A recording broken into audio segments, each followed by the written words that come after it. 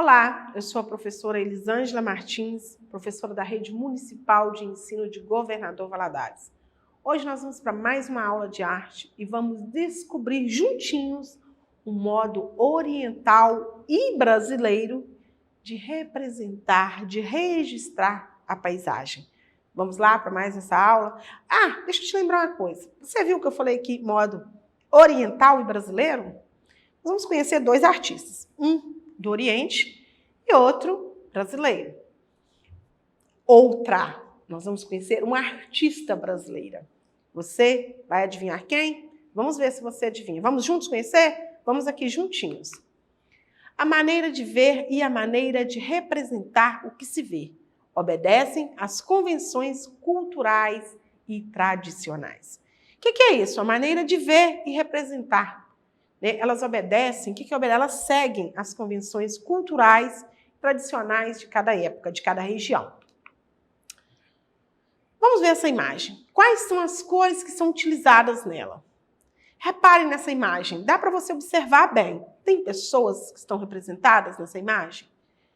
Essas pessoas estão num grande centro urbano, o que a gente tem ao redor parece ser ali dentro de um buraco de uma erosão, porque tem um barranco de um lado, de outro, e uma paisagem com as imagens um pouco assim apagadas, né?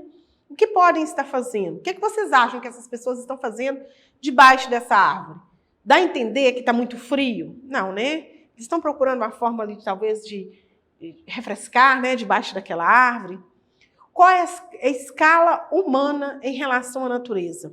O que tem mais aqui representado nessa imagem? Tem mais natureza? Ou tem mais pessoas humanas ali? Pessoas? O que tem ali mais? Como que é essa representatividade para você nessa imagem? Que sensações essa pintura provoca em você? Como parece ser o clima neste local?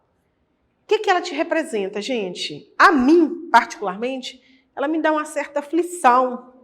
Parece que está assim, em meio a muita poeira, a uma área assim, meio que isolada, né? Em meio a uma erosão, um tempo muito frio, né? Ou muito quente, porque as pessoas estão debaixo da árvore. Então, assim, ela é uma mistura de sensações, né? Na cultura oriental tradicional, o entendimento da natureza e a interação com ela acontecem de um modo distinto ou da cultura ocidental, ao que se reflete na maneira como as paisagens são percebidas e representadas. Eles desenvolvem a habilidade de retratar suas paisagens com os elementos que consideram importantes, como as rochas, pinheiros, e os dispõem na pintura seguindo as normas estabelecidas por sua cultura visual. Então, assim, eles têm a sua preferência, né? Eles gostam de registrar rochas, como a gente viu anteriormente. Você viu que nós estamos diante daquela imagem, é como se estivessem presos a duas rochas, os dois barrancos muito grandes, né? Então, essa forma oriental de registrar paisagens. Vamos conhecer, então, o artista daquela imagem? O artista Ma Yuan. Ma Yuan. Você acha que ele é de onde? Vamos ver de que país que ele é? Nasceu em 1190 e faleceu em 1279. Foi um pintor chinês, ele é da China. Era integrante de uma família de escravos com tradições entre os pintores da corte. Trabalhou para os imperadores da dinastia Song. O artista originário de Shanxi nasceu em uma antiga família de pintores profissionais, Pittori, e foi agraciado com um cinturão de ouro pela Academia Song do Sul de Hangzhou. Seu avô, Manfen, foi pintor no palco de Norten, no Song, no século XII. Seu pai, Man Shirong, e o avô, Man Shigzu, foram pintores em South Song, na cidade de Hangzhou. Ai, que difícil, né? Então, é ali uma hereditariedade, uma hierarquia de pintores, né, que pertenciam aí a uma família de escravos. Então, assim, ele chegou a ganhar um cinturão de ouro. Então, é uma história muito bacana desse artista Ma Yuan, que é da China, e de toda a sua família, né? Hereditariedade ali, vem ali uma hierarquia. Aqui está uma imagem do artista Ma Yuan. Você consegue visualizar nessa imagem que ele é de origem chinesa, né? pela vestimenta, pelos traços físicos. Ma Yuan viveu no período da dinastia, como eu disse, em Song, que durou de 1960 a 1279. Ele se tornou uma referência na pintura de paisagens e influenciou muitos artistas dessa época. Uma das marcas de sua pintura é concentrar muitos elementos em um dos lados do quadro, deixando o outro lado com menos elementos e aparências mais leves. A gente viu isso naquele quadro. Você viu que de um lado tem mais árvores, o barranco é maior, já do outro ele é mais simplesinho, mais sintético.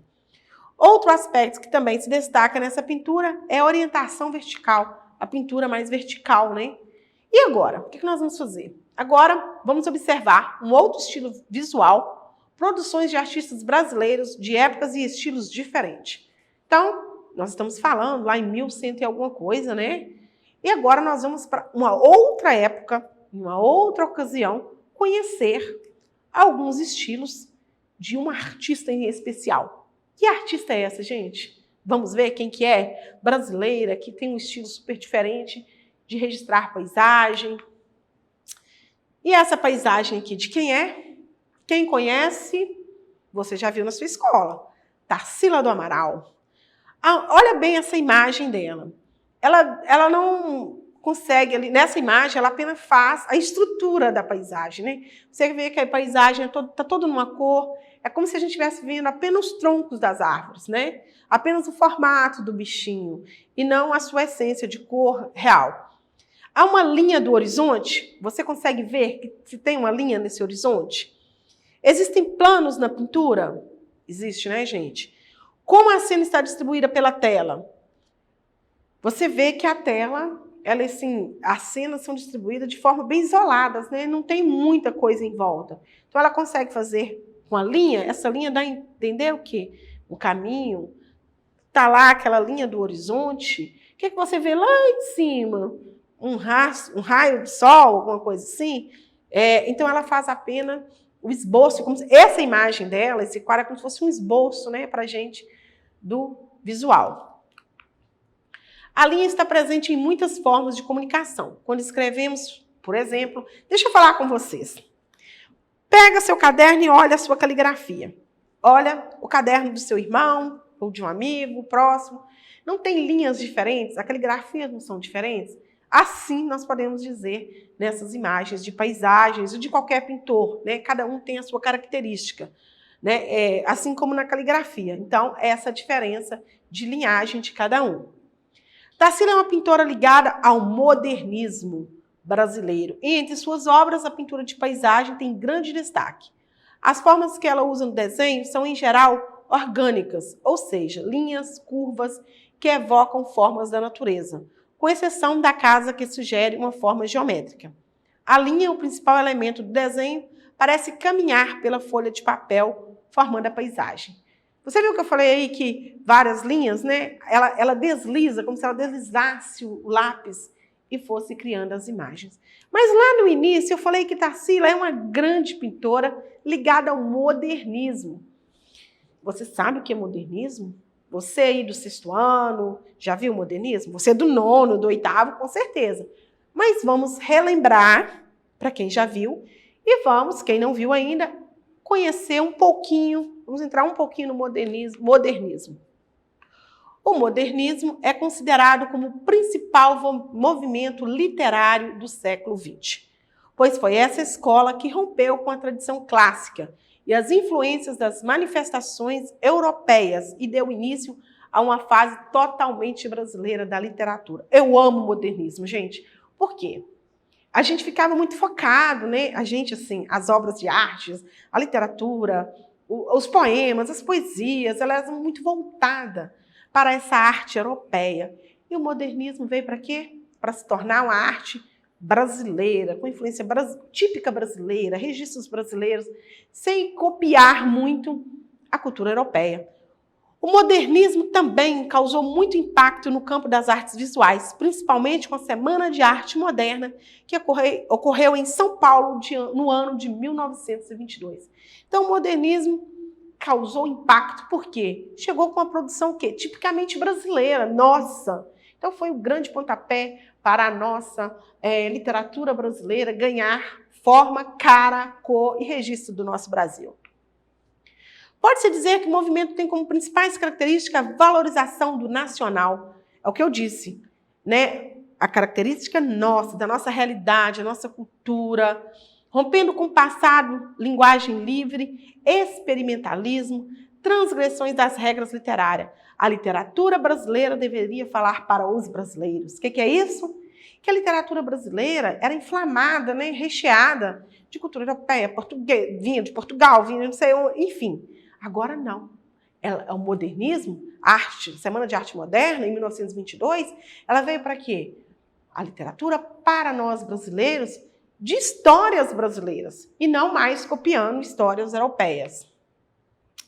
As formas desenhadas por Tarsila são síntese de elementos figurativos, presentes no mundo real. É como se ela retirasse todos os detalhes e deixasse apenas o que é visualmente essencial ao elemento. Foi o que eu disse anteriormente. É como se fosse um esboço do real, né? Apenas a limitação de cada coisa presente naquela paisagem. Tarsila do Amaral nasceu em 1886 e veio a falecer em 1973. Foi uma pintora e desenhista brasileira. O quadro Abapuru, pintado em 1928, é a sua obra mais conhecida. Junto com os escritores Oswald de Andrade e Raul Bopp, lançou o movimento antropofágico, que foi a mais radical de todos os movimentos do período modernista. Gente, o que aconteceu aqui? Tarsila do Amaral juntou-se a Oswald de Andrade e Raul Bopp. Mas Tarsila do Amaral, falar bem rapidinho aqui, depois que se separou do seu primeiro marido, casou-se com Oswald de Andrade. É uma linda história. Tarsila do Amaral nasceu na fazenda, ela era filha de fazendeiros, em São Bernardo, município de Capivari, interior de São Paulo. Ela nasceu no dia 1º de setembro de 1886. Era filha de José Estanislau do Amaral Filho e Lídia Dias de Aguiar do Amaral. Tradicional e rica família de São Paulo. Então, ela era filha de fazendeiros, né? Era neta de José. Olha para você ver, os nomes repetiu. O pai chamava José Estanislau e o avô também, José Estanislau. Ele era proprietário de diversas fazendas no interior de São Paulo. Ele era apelidado de milionário, ou seja, Tarsila do Amaral, ela era filha e neta de grandes fazendeiros de São Paulo. Aqui está a foto de Tarsila do Amaral. Olha os grandes brincos dela, né? Uma mulher imponente, olhar para frente. Então, ela era uma grande artista e filha de grandes fazendeiros. Ela estudou em São Paulo, né, em uma escola de freiras no Colégio Sion. Completou seus estudos onde? Em Barcelona, na Espanha, onde pintou o seu primeiro quadro.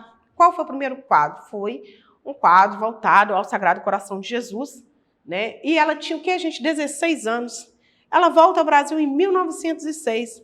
Ela casou-se com André Teixeira Pinto, primo de sua mãe, com quem ela teve uma filha, né, que é Dulce Pinto. Depois disso é que ela se separou e foi casar com Oswald de Andrade.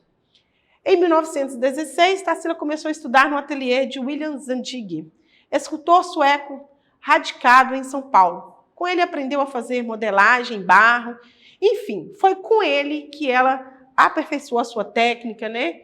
E lá em 1920 ela se separou de André Teixeira, foi para Paris, onde estudou na Academia Julian, escola de pintura e escultura. Então, assim, ela foi se aperfeiçoando lá e só voltou em 1922 para o Brasil. E agora, nós vamos jogar um pouquinho, conhecendo um pouquinho da vida de Tarsila do Amaral. Você viu que eu falei? Que ela foi casada com Luiz Teixeira, depois foi casada com Oswald de Andrade. E tem uma história bacana nesse jogo que nós vamos descobrir juntinhos. Vamos lá? Então, vamos dar início ao nosso jogo? Vamos jogar e aprender um pouquinho sobre a vida de Tarsila do Amaral. Vamos juntos? É muito bacana, viu, gente? Olha, então vamos lá. Eu vou ficar louca aqui agora. Me ajudem aí, gente. Se eu errar, vocês têm que me ajudar em casa. Pessoal da equipe, me ajuda aqui, por favor. Qual o número aqui? Vamos nesse aqui.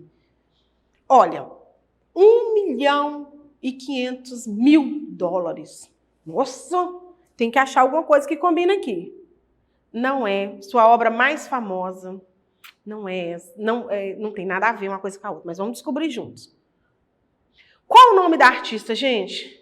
Me ajudem para mim não errar, por favor. Será que é Tarsila do Amaral? Não, mas essa aqui é a sua obra mais famosa. Então, a gente abriu juntinhos um aqui. Então, vamos lá nesse?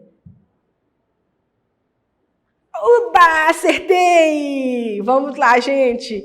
Você está gostando? Você pode entrar também lá e jogar, viu? Vamos nesse aqui. Sua pintura mais famosa foi leiloada por... Lembra que a gente viu aqui? $1,5 milhão. Será que tem alguma coisa a ver? Vamos ver? Certa resposta. Ui, vamos lá, Eric, fala pra mim onde eu vou. Será que é aqui? O marido? O que tem o marido dela, hein? Ah, eu me lembrei. Ela fez uma obra e deu de presente pro marido dela, que na época era o Oswaldo de Andrade. Onde será que tá essa obra dele? Vamos descobrir junto. Será que é aqui? Não, Brasil, marido, errei. Vamos ver aqui. Tarsila do Amaral. Eu lembro que a gente clicou aqui e perguntava o nome da artista. Vamos lá junto? O nome da artista, acertei.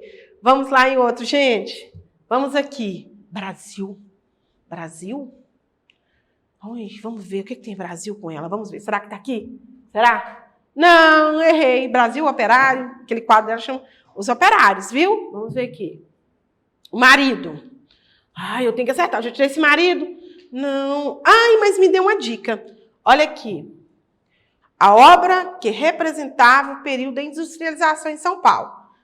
Eu falei que tinha um quadro dela ali em cima que chamava Os Operários. Será que é? Que representava a industrialização em São Paulo? Acertei.